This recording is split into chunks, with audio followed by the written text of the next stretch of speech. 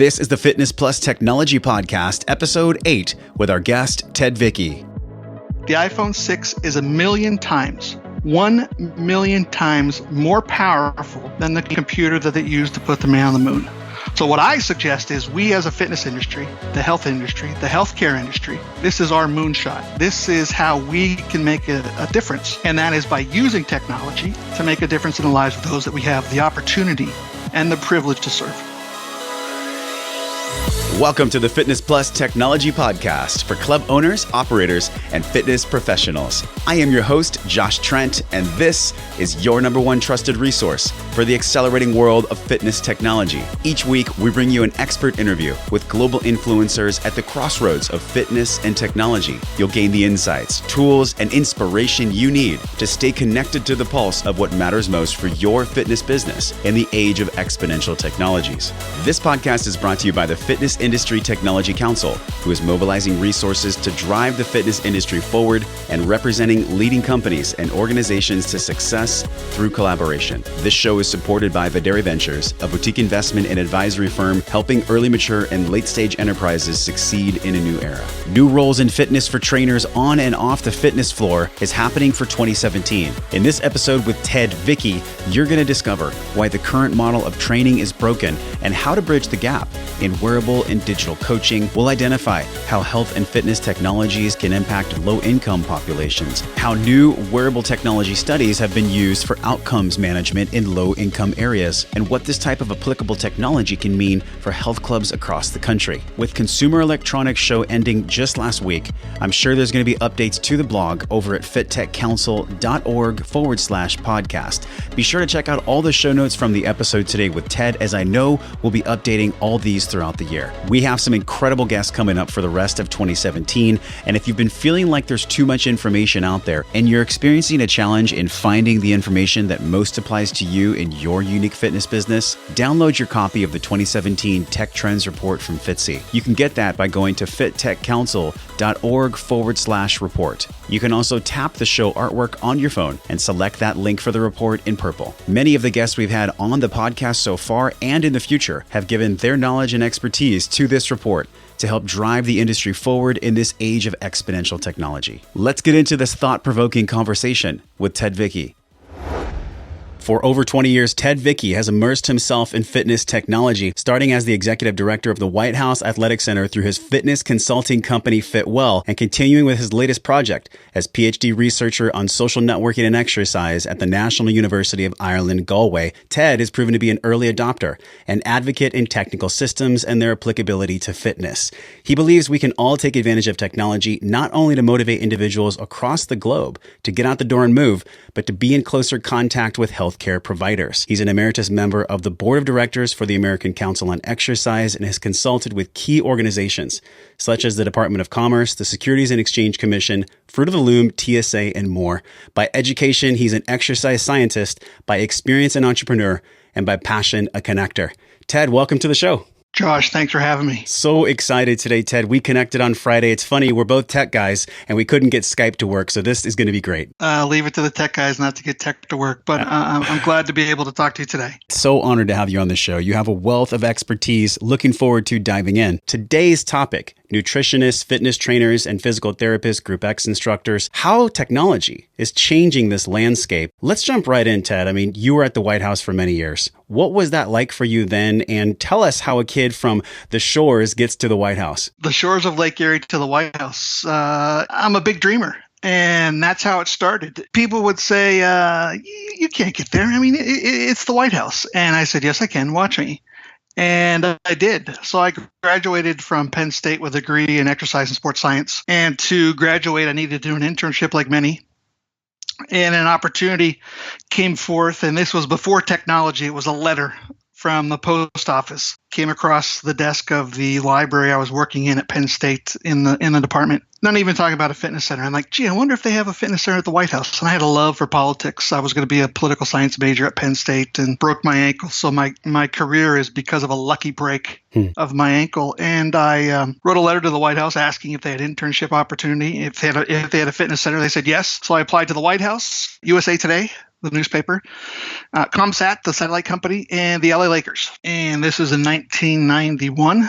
I had family that lived in Washington, D.C. My uncle worked for NASA at the time, so I had a place to live for free. And I went down to interview. USA Today was supposed to be first. They canceled, so the White House was first. I went in, and after my half-hour interview, they said, "You're hired." And I don't remember my other two interviews. I never came out to LA for an interview with the Lakers, but that started my career. So under the first Bush administration, I was an intern, unpaid for 3 months, and it started my career on helping others in fitness and health, and I've never looked back. And you have a deep passion for technology. I mean, it's obvious with fitness going all the way back to the Bush administration at the White House. You actually put a treadmill on Air Force One at some point, correct? I did. That was a fun time to get a phone call from the Oval Office saying, "Ted, we need some equipment." And it turned out to be under the second Bush administration. President George W. Bush was taking his first overseas trip. He wanted to exercise. Now, George W. Bush was the most fit man I've ever met.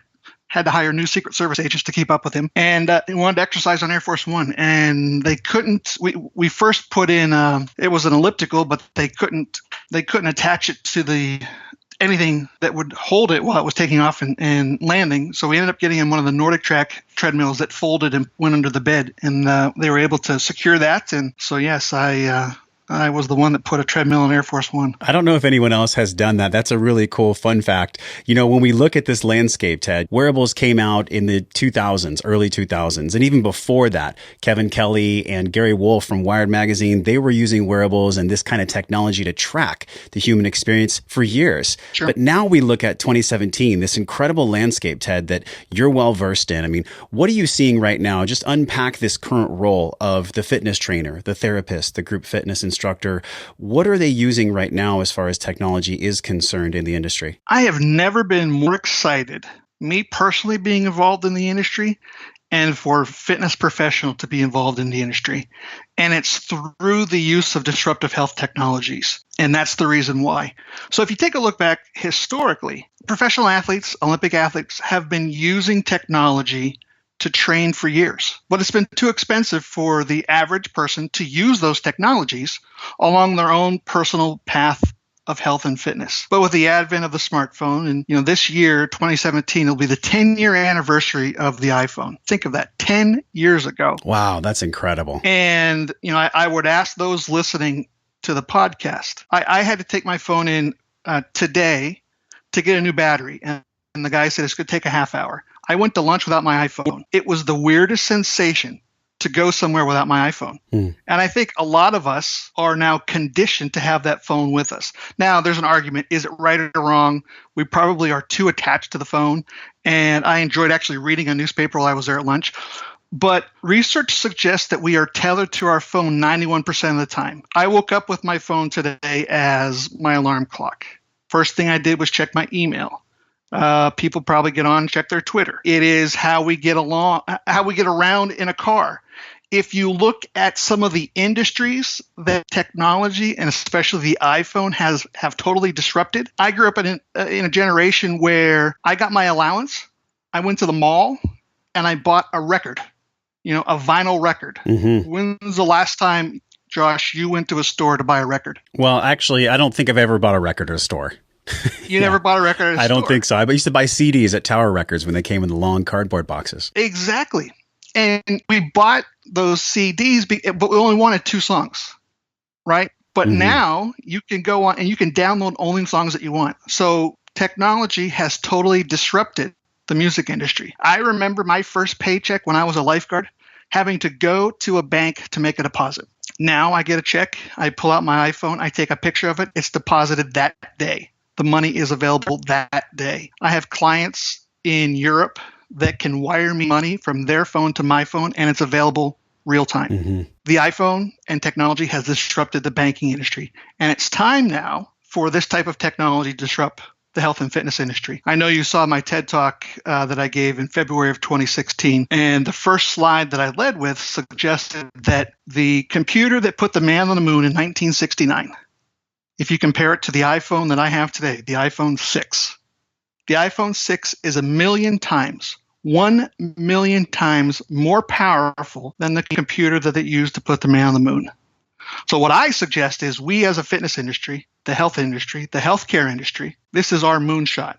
This is how we can make a difference. And that is by using technology to make a difference in the lives of those that we have the opportunity and the privilege to serve. And I love this so much because you and I both have a deep vested interest in health and fitness. I mean, I was 80 pounds overweight at one point in my life. I know you have also had health issues that you have worked through and continue to. And there's no finish line for this, Ted. A lot of people in the industry are improving their health as they help others do the same. What are you seeing right now that really makes the impact for trainers specifically in the industry and clubs when we look at technology? Is it the wearable piece? Is it the apps? Is it the ecosystem that people are using? I mean, you're on the front lines all the time. People hire you for your consulting services in fitness and tech. So what are you seeing right now as we move into 2017? It's a combination of all the above.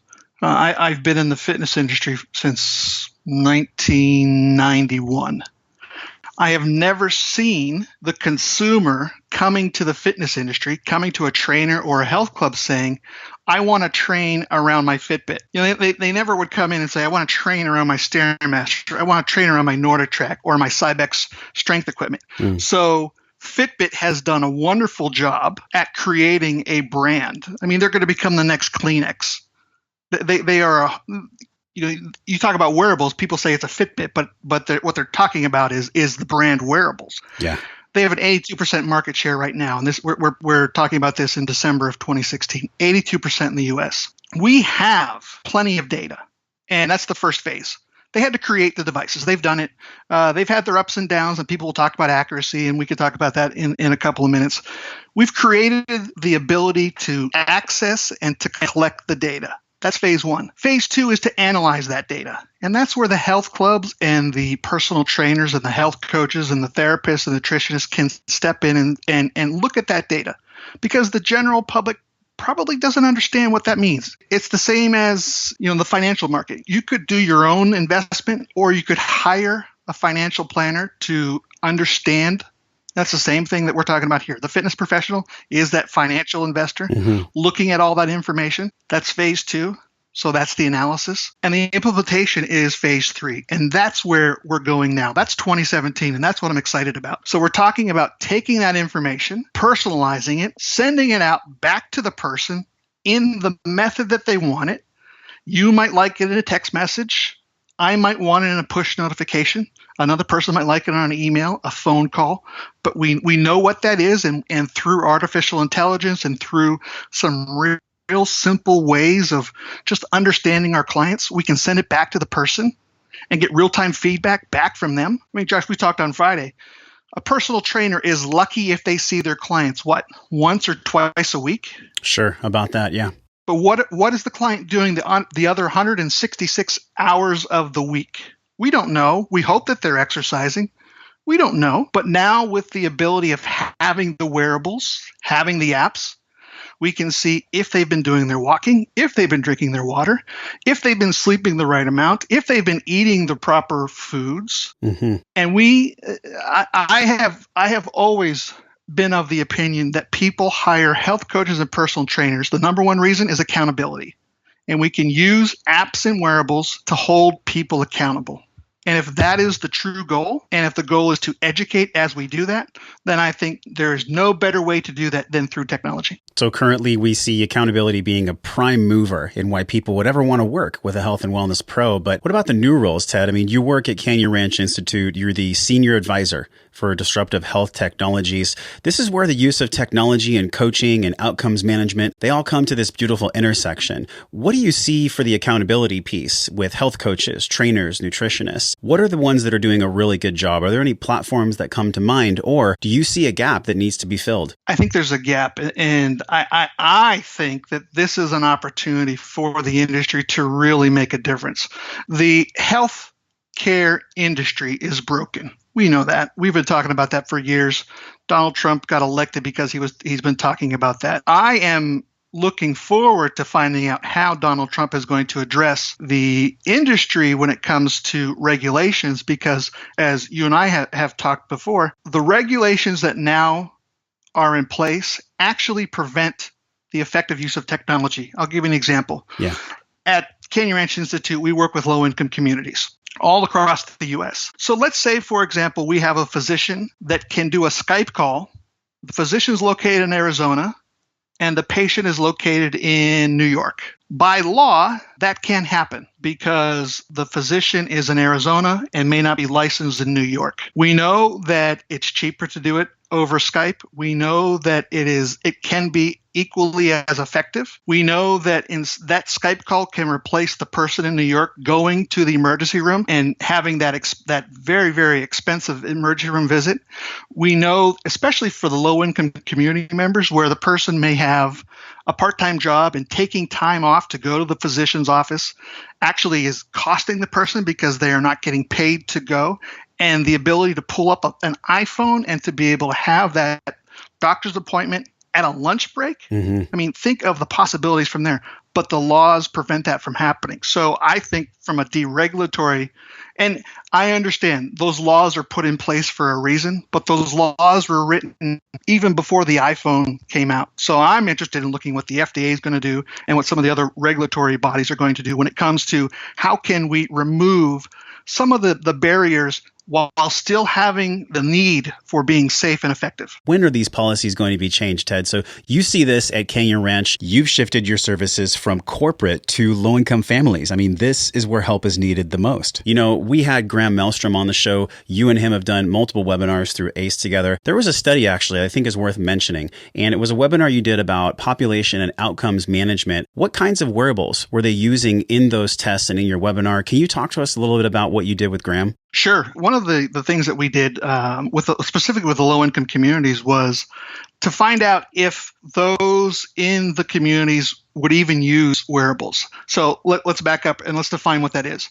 We were defining low income as a family of four living on less than $15,000 a year. That's pretty low. That is pretty low, yeah. And there are families that are doing that. So the first thing I asked when I came on board at the Canyon Ranch Institute was, do these groups of people even use technology? If you look at some of the reports like the Pew Institute, they would suggest that yes, 92% of people in the U.S. have a phone, and about 65% of those phones are smartphones, which would suggest that there is the opportunity to use those as a way to use for lifestyle behavior change. So we did a study internally to find out, do our low-income communities do that? And the numbers are actually even greater in terms of smartphone usage. So a couple of reasons. One is Obamacare has a provision which allows low-income community members to have a smartphone. So they give them smartphones. What isn't clear is who then pays for the service. But we also found three distinct differences between what low-income people have in terms of smartphone usage and what you and I would have. The first one is it's shared between a family. So while I have my smartphone and my son or daughter may have their own smartphone, the family of four shares that phone. Whoever needs it that day gets it. That adds a little bit of a challenge when you're doing personalized intervention techniques. Absolutely. The second one is data plans. For low-income community members, their smartphone is their only tether to the internet. They don't have iPads, they don't have computers at home, the smartphone. So if they have, especially if they have children at home and they're looking at, movies or YouTube or any videos, their data plans run out by the end of the month. So we found that if we're doing intervention programs, we want to do it either at the beginning or in the middle of the month, because if we do it at the end, they may or may not see it. The third difference is month to month. They may have the ability to pay for their January bill. They may not be able to pay for February. They may be able to pay it for March and April, so it's sporadic. So those are some of the challenges that we were able to identify. So when we build these intervention programs, we use those. So we just did a pilot program in one of our communities in Massachusetts, and we're about to release the results. But we were able to find out, and the only thing we wanted to find out, we gave the community Fitbits, and we wanted to find out if they were able to set the Fitbit up, use the Fitbit, and if they liked using the Fitbit. And the answer was yes, yes, and yes. So we're happy to be able to come back and now say, yes, they were able to understand. So they had the literacy, the health literacy to be able to use it. They did use it. And now we can go back and say to the wearable community. This is an opportunity to be able to address a specific need in that community. And hopefully now we'll be able to go to the federal government and be able to get these types of devices paid for through Obamacare. That is so exciting. And I think what we're looking at too in the industry is, what are consumers really wanting from these wearables? You mentioned before, people are now coming into clubs and saying, how do I get trained using technology? They're requesting technology. So, Google is investing in AI. And we've been mobile first on many platforms for a long time. People are not at their desktops. People are using their phones. Right. So what are the new roles, Ted, that you're seeing? I mean, what does that look like in 2017 and 2018 for trainers on the floor, in the trenches, training clients 20 and 30 hours a week, which, by the way, we know is a broken system. There's incredible attrition with personal trainers in the industry. It's actually why I got burnt out. What do you see that landscape looking like in the next couple of years? Well, I was asked this question about a year ago at a conference, and it was a group of trainers, and the first question was, I'm afraid that the technology is going to replace me as a personal trainer. And I sat there and I thought, I have a politically correct answer and I have the truth. And I decided to answer the question truthfully. And I said to the person, if you are a personal trainer and you are afraid that you're going to be replaced by a piece of technology, you should. Because if you're a trainer and the only thing that you are doing for your client is the exact same thing that a piece of technology is doing, then you're not really a personal trainer. Yeah. You need to have the personal skills that technology can't give. To me, it doesn't matter if it's a Fitbit, if it's a Misfit, if it's an app, if it's a Withing scale. These are tools, just like a dumbbell, just like a scale, just like a yoga mat. They are tools that trainers and health coaches can use. And when they are used effectively, I think they can be one of the biggest differentiators for a personal trainer. Now, here's the challenge. ACE did a survey about a year ago, maybe a year and a half, and we asked trainers and coaches some questions about their use of technology in their own business. The first question we asked was, are you aware of wearables and apps? And the answer was a resounding yes. In fact, many of them wore wearables and used apps personally. We asked them, would you be interested in selling wearables to your clients? 71% said yes. We asked them, would you be willing to run challenges using these wearables and apps? 75% said yes. But 51% said they weren't prepared to answer questions about wearables to their clients, which suggests to me that there is a disconnect where we as an industry haven't been able to educate the health coaches and the personal trainers about how to incorporate technology into their businesses.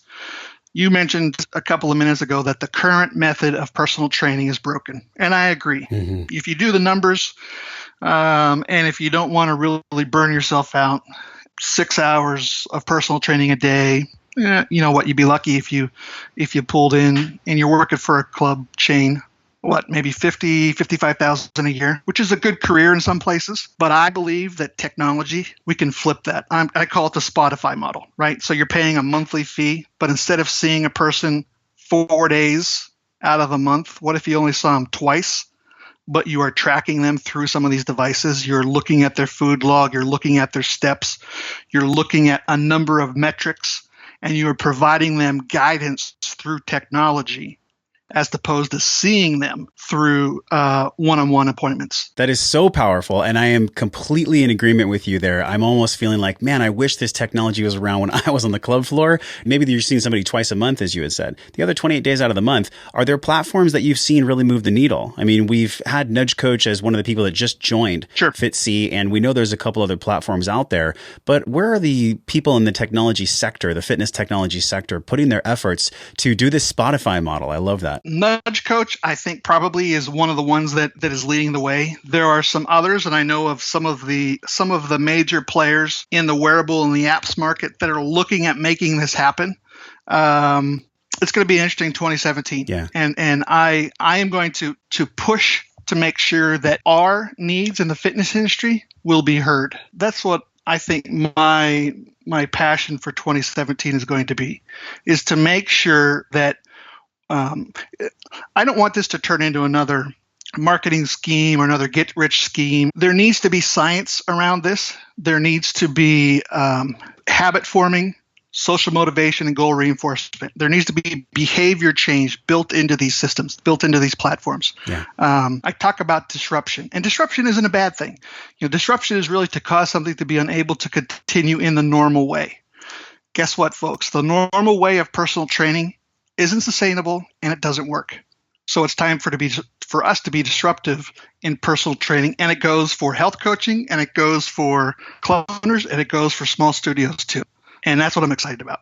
Let's transition into behavior change, because one of the core principles at Canyon Ranch is that they believe personal and emotional connections lead to behavior change that can empower individuals and communities to realize optimal health and wellness. Optimal is different for everyone, which is why I believe that the data that the human body can create, whether it's steps or sleep or nutrition, can be so powerful. Finally, digital health coaches or trainers or coaches, whatever you want to name it, can meet somebody at their deepest need, and they can see how their client is showing up in their life 24/7. I don't think this has ever been available. I mean, this is, as you said, the most exciting time for behavior change in the industry. So when we look at this model of behavior change, you mentioned habit formation, you mentioned social motivation and goal reinforcement. How does technology play into this, Ted? Let's break down each of those three. Sure. Let's take, for example, my dad. He's 82 years old.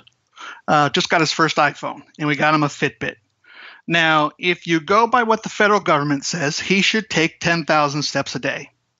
Now, you and I both know that if you prescribe a person too much exercise, we've created a barrier for exercise. Mm-hmm. And I know my dad doesn't take 10,000 steps a day. So by having this technology, we can meet them, like you said, at their point.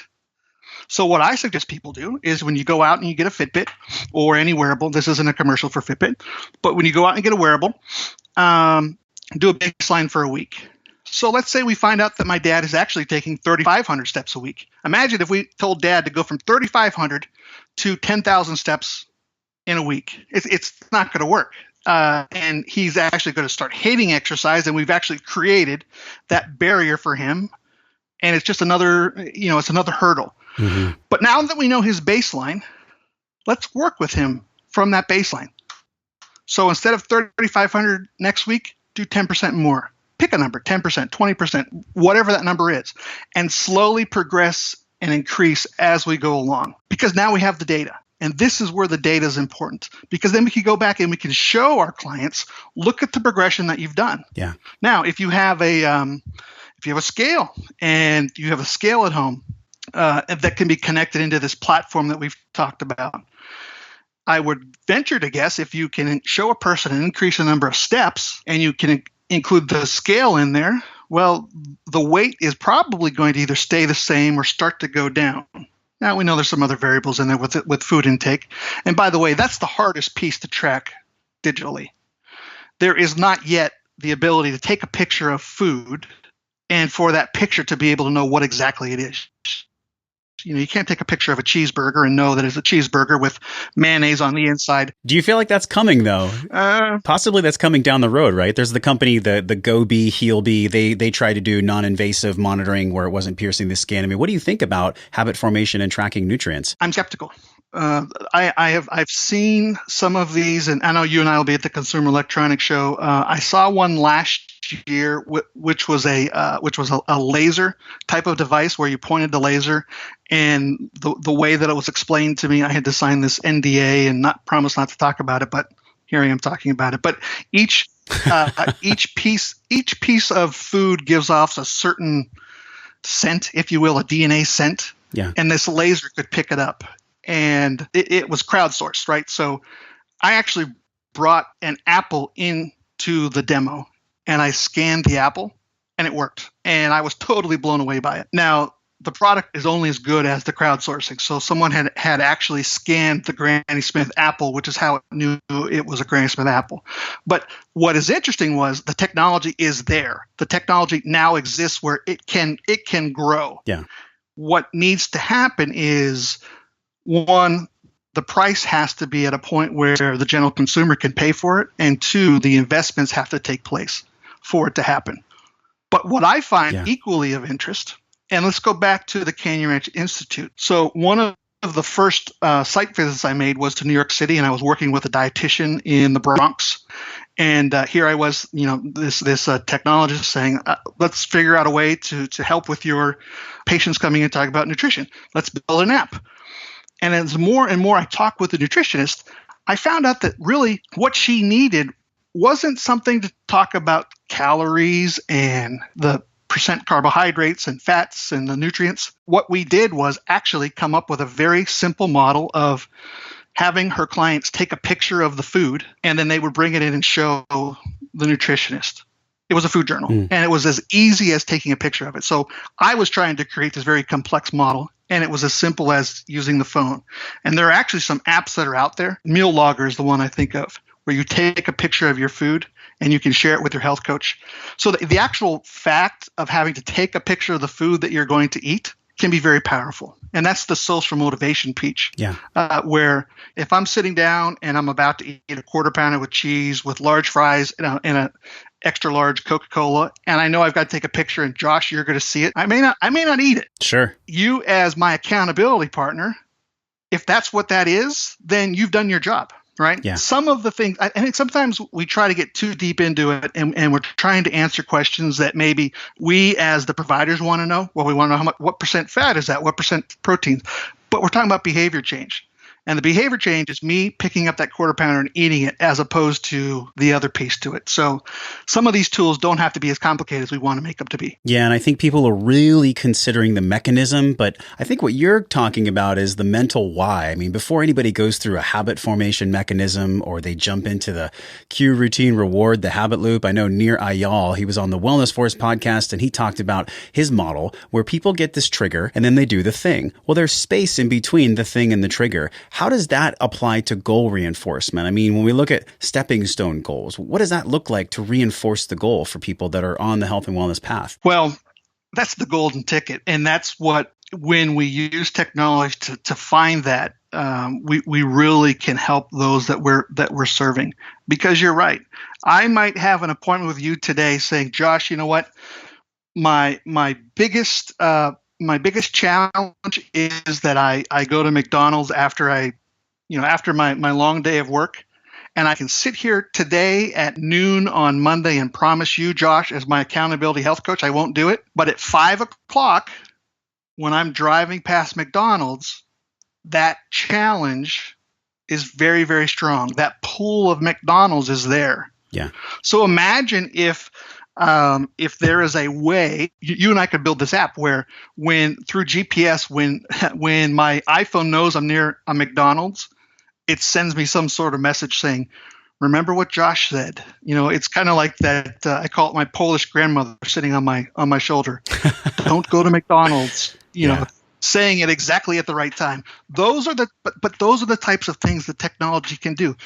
We're laughing about it, but the GPS is there. We know that. We could program it to do that during dinner hours, which is, we could say, hey, it's 4:30. It's almost time for you to eat. Remember your commitment to Josh of eating fruits and vegetables, eating chicken, and eating this. So I think that type of message coming at the right appropriate time could be very powerful, as opposed to, I do this. The other day I was working and time got away and it got to 6:30 and I'm like, geez, I'm hungry. And I didn't have that trigger. I didn't have that reminder of, hey, it's 4:30, time to start thinking about dinner, where I would have been able to, I need to turn the oven on. I want to bake my potatoes. But when it came to 6:30, it's too late to turn the oven on because I have an hour to bake that potato. Then I'm not eating until 7:30. So this is where technology can make our lives a lot simpler. I'm looking forward to Consumer Electronics Show this year. I'm looking forward to where 2017 is taking us. I'm looking forward to what FITSE and the members of FITSE now are doing when it comes to this space. Well, Ted, we're getting towards the end of the show, but I definitely want to link your talk at TEDx, The Wireless Future of Wellness is Now. And one of the things that just hit me so much from an emotional level and from an application in the fitness industry is that you actually had a moment in 2006. Your mom had passed from cancer. You shared this in your talk. And before she passed, she mentioned, Ted, I'm so proud of you for what you've done in your life, but you worked too hard. And she ended up passing away 2 days later. What does that impact drive for you now? I mean, does that fuel you and your passion to help others? Or what does that mean to you now, that motivation that your mom told you? Oh, it means everything. I mean, there's a little bit more of the backstory. I mean, I was still at the White House. I was living a dream that I never thought would happen. You know, when I graduated from Penn State, I thought I would work at a YMCA in central Pennsylvania, and I thought that would be the ceiling I'd ever get to. To take nothing away, that would have been a perfect career choice for me. But I was able, and I was blessed to find this career path. And I remember going into the chairman of the company and telling him that I was leaving. He said, "What are you doing? You've got the country club membership, you got the $1 million house, you've got more money than you know what you want to do with. You're throwing it away." I said, "No, I'm not throwing it away. I'm living my dream. I'm taking that now and I'm doing what I want to do." And it was that aha moment for me. And it was about when I moved to Ireland. And I remember as a grad student, I was healthier, I was happier, and I was in a much better space as a grad student than I was the last year as the senior VP of health and fitness for the company I was working for. The stress was gone. I woke up looking over the Galway Bay, and it was exactly what Mom wanted me to do. And it was a reminder, and I keep a picture of her on my desk. When I have a bad day, I look over, and just seeing that picture reminds me of it's not that bad. And when you follow your dream and you follow your passion, everything else takes care of itself. So powerful, Ted. Thank you for sharing that on the show, because I think a lot of people lose the element of human motivation and human touch in this world of technology. As parting guidance to club operators, trainers, people that are in the trenches, Ted, I mean, what are the 3 things that they really should be looking at as we move into the new year, either technology or emotional intelligence and behavior change?